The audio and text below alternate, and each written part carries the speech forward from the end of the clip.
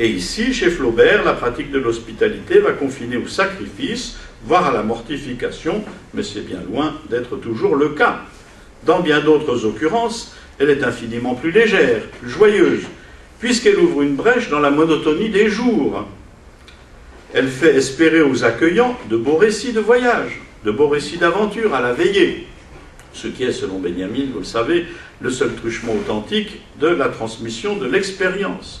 Elle projette l'accueillant vers des espaces autres, donc pas vers l'utopie, mais plutôt vers l'hétérotopie, vers des mondes d'ailleurs. Or, elle est ce qui va permettre de sortir du corps de la communauté fermée. L'arrivant est alors celui par qui tout peut arriver, comme dans l'apologue du théorème de Pasolini. Le pire est le meilleur, c'est-à-dire la révélation de toutes les fêlures qui traversent chacun de ceux qui composent la famille accueillante, mais aussi un puissant effet de retour au réel dissimulé sous les conventions et les mensonges dont la vie familiale est le siège et le point de condensation. L'arrivant, donc l'hôte, est bien alors celui qui libère, qui dénoue les liens, mais bien sûr, à quel prix? C'est au point que l'on ne saurait dire, en fin de compte, pour rester un peu du côté de théorème, qu'on ne saurait dire en fin de compte ce qu'il est. Quoique le messager qui l'annonce s'appelle Angelino. Mais quand même, saurait-on dire ce qu'il est, Dieu ou diable? D'ailleurs, la critique catholique, quand elle s'est penchée sur le film de Pasolini, s'est radicalement, en son temps, donc c'était en 1968, date de sortie du film, elle s'est radicalement divisée sur ce point. Tandis que l'Office catholique international du cinéma décernait son prix à Théorème, une partie des milieux catholiques s'activait en vue de faire de Pasolini un procès pour obscénité. Un procès qu'il a gagné à la haute main d'ailleurs, soit dit en passant. On voit cet exemple, dont parle aussi René avec pertinence dans son livre, dans Zeus hospitalier, que l'hospitalité n'est pas seulement dans son fond inconditionnel, elle est aussi indéterminée, indéterminable quant à ses manifestations et ses effets. Dans Théorème, en effet, Terence Stamp, le visiteur, qui n'a pas de nom d'ailleurs, est un révélateur, un catalyseur. Sa seule irruption est pourvoyeuse de vérités aveuglantes, destructrices, salutaires, réparatrices pour certains. Elle est à la surface de réfraction sur laquelle les uns et les autres se découvrent tels qu'en eux-mêmes. Mais qui sait, d'un autre côté, si cette apparition au visage d'ange n'est pas celle d'un ange exterminateur. Lorsqu'on est prof et qu'on part en mission à l'étranger, pour passer, par exemple, quelques semaines ou quelques mois sur un campus où l'on ne connaît personne, on fait des expériences qui rendent très sensibles à la différence entre droit de circulation et hospitalité. Il y a en effet la plupart des collègues locaux qui, lorsque vous débarquez, vont vous saluer cordialement, vous souhaitent un bon séjour, s'inquiètent de savoir si vous êtes bien logé, etc. Et puis qu'ensuite, vous ne croiserez plus qu'épisodiquement dans les couloirs, à la cafétéria ou dans les réunions d'usage. Ceux-là sont tous, sans exception, favorables à un droit de circulation applicable en faveur de collègues étrangers, parce que les profs, c'est fait pour circuler, parce que c'est bon pour les étudiants, parce que c'est bon pour l'institution, qui peut se prévaloir de sa dimension internationale, etc., etc. Et puis, tandis que vous avez rapidement tendance à vous emmerder comme un rat mort sur ce campus où il ne se passe pas grand-chose et d'où il n'est pas facile de s'extraire parce qu'il est souvent loin des villes, il y en a quelques-uns, peu nombreux, qui vont vous inviter à dîner, qui vont vous proposer une excursion à la montagne ou une partie de pêche. Les premiers, je dirais, sont les civilisés, ordinaires. Les seconds sont équipés de ce sixième sens qui les destine à l'hospitalité. Ils sont sensibles à l'intrigante étrangeté de l'étranger. Ils aiment parler sa langue. Ils ont à cœur de lui faire découvrir ce qui leur paraît digne de l'être dans leur monde à eux. Le réalisme kantien, qui infère de la rotondité de la Terre, la nécessité pour les États de laisser circuler les gens, Besuchrecht, mais sans que cela implique l'obligation de les accueillir en hôte et indéfiniment, ce qui serait Gastrecht. Ce réalisme kantien, eh bien, il porte déjà, me semble-t-il, la marque de la raison étatique moderne, et même d'une sorte de proto-biopolitique, qui fait de la réglementation des conditions de séjour des étrangers une prérogative essentielle des pouvoirs modernes. En termes de police contemporaine, le principe kantien va pouvoir se formuler abruptement. Ainsi, on vous accorde un visa de 60 jours, à l'expiration duquel vous êtes sommé de rentrer chez vous. Et comme chacun sait, par les temps qui courent, l'obtention même de ce visa, et sous recht, est à géométrie variable. Si vous êtes originaire d'un pays de l'Afrique subsaharienne, il vous faudra beaucoup de pistons et de petites enveloppes pour l'obtenir.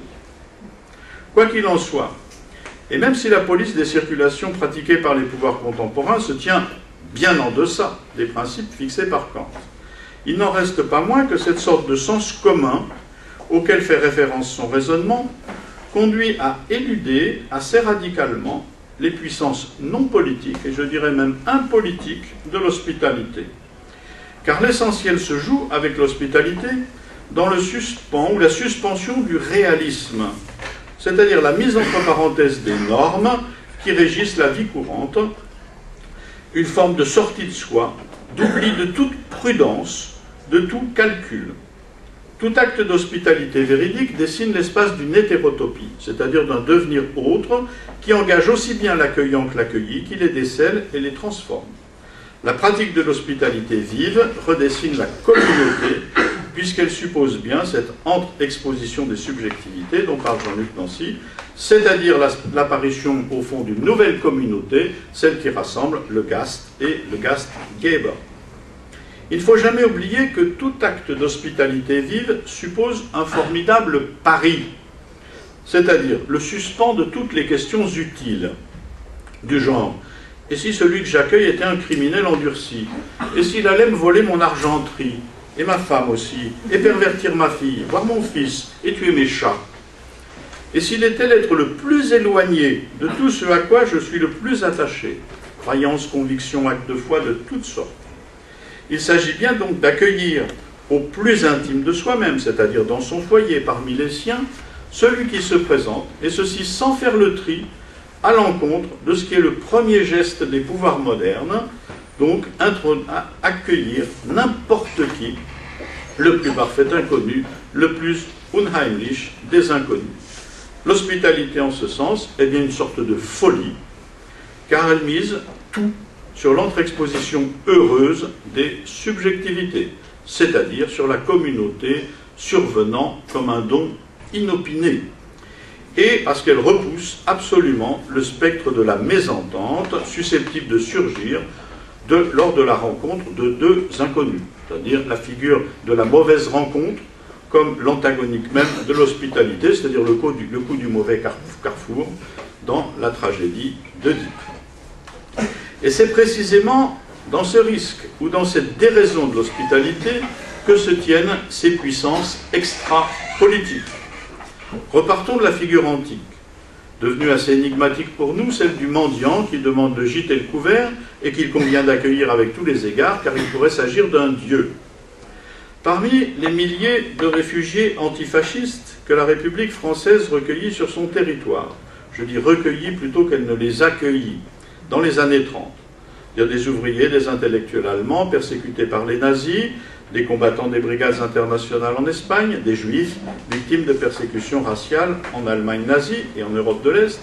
Parmi donc toute cette poussière d'humanité mal tolérée par les autorités françaises, promptement jetée dans des camps d'internement dès que la guerre a été déclarée, parmi toute cette poussière d'humanité, il y avait un dieu, un petit dieu, ce que tout le monde ignorait, alors, à commencer par lui, une petite déité de la philosophie, et qui s'appelait Walter Benjamin. Un petit dieu malheureux, déprimé, totalement apraxique, incapable de se débrouiller par lui-même, désorienté, et qui, dès lors que le droit d'asile a été grossièrement bafoué par les autorités françaises, s'est trouvé donc voué à la plus misérable des morts. N'oublions jamais que le grain de sable qui a décidé Benjamin à avaler la dose de morphine mortelle à Portbou, sur la frontière espagnole, a été l'impossibilité pour lui de présenter aux autorités espagnoles le certificat de sortie que sciemment les autorités françaises ne lui avaient pas délivré. Et donc ce qu'il faut bien comprendre, c'est que dans ces conditions, où était aussi grossièrement bafoué le principe d'un accueil et d'une protection garantie par un État moderne à un réfugié persécuté par une autre puissance, seul dans ces conditions, un geste, un acte d'hospitalité qui perfore les contraintes politiques et qui prennent à contre-pied le dispositif général de vomissement de l'étranger par la puissance publique, mais aussi qui prennent à contre-pied l'indifférence de la majorité de la population, ceci seulement, seul un tel acte, seul un tel geste fou aurait pu sauver le petit Dieu Benjamin. Quand je dis petit Dieu, ce n'est pas pour faire joli, c'est assez précisément en pensant à une remarque que j'ai entendue un jour dans la bouche de Philippe Lacoue-Labarthe. Lacoue-Labarthe disait « Je m'intéresse à Benjamin parce qu'il est la seule chose, entre guillemets, qui résiste à Heidegger tout en se tenant à la hauteur de celui-ci. La seule chose qui résiste à la philosophie en uniforme, à l'autochtonisme post-métaphysique, c'est-à-dire à l'irruption dans le champ de la philosophie au XXe siècle du régime de la catastrophe permanente. L'acte d'hospitalité inconditionnel et désintéressé qui aurait pu sauver Benjamin et qui n'eut pas lieu, met donc en jeu directement le destin de la philosophie. Et c'est donc dans les ruines que nous avons, nous, des décennies plus tard, relevé ces débris et ces éclats de la philosophie de Benjamin qui nous ont convaincus qu'il était bien ce Dieu caché, ce Dieu ignoré, dont la voix a tellement manqué aux contemporains dans l'immédiat après Auschwitz, dans l'immédiat après Hiroshima, dans les temps de la guerre froide, puis de la promotion de la démocratie du public, etc., etc. Benjamin est mort à Portbou, donc en septembre 1940, à l'âge de 46 ans, soit en pleine force de l'âge. Lorsque nous, qui vivons et travaillons dans le champ de la philosophie, qui réfléchissons sur les conditions qui régissent la police des circulations et de l'accueil de l'étranger dans notre pays, eh bien, nous ne devons jamais oublier cette double tache de sang intellectuel qui s'étale sur le fronton de la République. La France, en substance, c'est le pays qui a refusé d'accorder la nationalité française à Benjamin. Et c'est le pays dont l'administration préfectorale a, par un de ces actes de méchanceté ontologique dont l'État moderne a le secret, créé les conditions de sa mort pitoyable et désolée, comme pour couronner la victoire nazie. Merci.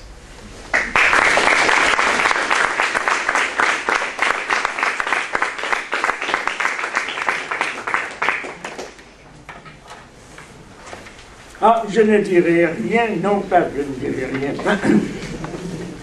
parce que je ne pourrai pas greffer d'autres paroles, mais je crois que celles d'Alain sont largement suffisantes, ont largement complété, sont allées dans le sens de ce que j'avais voulu dire, l'ont complété, et j'ai été très ému en particulier par ton adjonction, par ton allusion finale à Walter Benjamin. Je signale qu'à l'heure actuelle, au musée de l'histoire juive, il y a une exposition consacrée aux archives de Walter Benjamin qui sont extrêmement intéressantes parce qu'il complète la figure que l'on pouvait en avoir dans sa vie quotidienne, dans son enfance, etc. Je vous en signale l'existence. Maintenant, je disais que je donne adhésion pleine et entière à ce que tu as dit. J'ai appelé cela cette hospitalité inconditionnelle, je l'ai appelé également absolue, c'est pourquoi je l'ai présenté autour de figures qui sont plutôt des figures esthétiques, et qui sont empruntées, là encore c'est la philosophie s'enrichit et se nourrit par ces emprunts, ces informations tirées d'autres sources que la philosophie proprement dite, c'est-à-dire Jean Genet, Flaubert, Pasolini. Dans le cadre de la philosophie proprement dite, c'est-à-dire philosophie, ou de la conceptualisation, C'est dehors. C'est dehors. C'est une sirène dehors. Ah, c'est dehors, mais j'ai donné une place particulière à Kant et à ce concept d'hospitalité universel, autour duquel il construit le droit cosmopolitique, c'est-à-dire le droit international, mais qui est un droit de visite. C'est pas, là, tu as raison de dire que chez Kant, il y a une ambiguïté, il y a une possibilité d'aller dans le sens d'une analyse qui justifierait cette université appelée absolue ou hyperbolique. Le mot est de Derrida, d'ailleurs, appliqué à l'hospitalité dans le livre qu'il a consacré à l'hospitalité en 96. Mais j'adopte également cette expression d'hyperbolique aussi conviendrait fort bien. À l'intérieur de mon texte, j'introduis pour la confrontation entre l'hospitalité telle que je l'entends, proprement dite, et une hospitalité devenue droit ou transformée en droit, une confrontation entre Proudhon et Fourier. C'est pourquoi, là, dans ce domaine-là, je dis que Fourier seul a conservé le sens dans l'harmonie universelle de l'hospitalité universelle, tandis que Proudhon, qui est aussi un utopiste, mais un utopiste d'une autre manière, a dit au fond, nous n'avons plus besoin à l'heure actuelle de l'hospitalité, parce que l'hospitalité telle qu'on l'entendait dans les différents droits d'hospitalité, il se réfère au droit latin en particulier, a passé dans les mœurs et est devenu droit.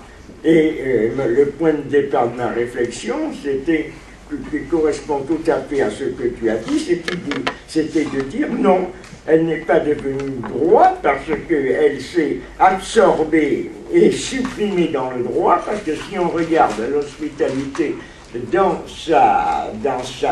son concept proprement dit, pas exactement le concept qu'enseigne, en fait, dans son sens extensif et profond, cette hospitalité se trouve du côté de ce qui n'est pas identifiable ni exprimable dans un droit. Et c'est pourquoi, comme je le disais tout à l'heure, j'ai fait des références à des œuvres qui débordent complètement le domaine de la réflexion, de la conceptualisation philosophique. C'est ce que j'avais ajouté, en te remerciant très profondément d'avoir porté cette attention à ce que j'avais écrit là-dessus et auquel tu as apporté des éléments et des compliments que je fais miens avec ta permission. Merci beaucoup.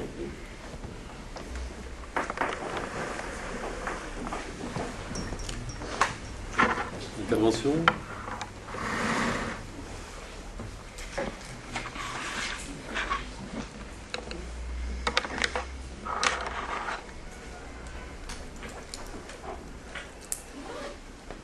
En fin de compte, ce qu'il est, quoique le messager qui l'annonce s'appelle Angelino, mais quand même, saurait-on dire ce qu'il est, Dieu ou diable? D'ailleurs, la critique catholique, quand elle s'est penchée sur le film de Pasolini, c'est radicalement, en son temps, donc c'était en 1968, date de sortie du film, elle s'est radicalement divisée. Et ici, chez Flaubert, la pratique de l'hospitalité va confiner au sacrifice, voire à la mortification, mais c'est bien loin d'être toujours le cas. Dans bien d'autres occurrences, elle est infiniment plus légère, plus joyeuse, puisqu'elle ouvre une brèche dans la monotonie des jours. Elle fait espérer aux accueillants de beaux récits de voyage, de beaux communautés fermées. L'arrivant est alors celui par qui tout peut arriver, comme dans l'apologue du théorème de Pasolini, le pire et le meilleur, c'est-à-dire la révélation de toutes les fêlures qui traversent chacun de ceux qui composent la famille accueillante, mais aussi un puissant effet de retour au réel dissimulé sous les conventions et les mensonges dont la vie familiale est le siège et le point de condensation.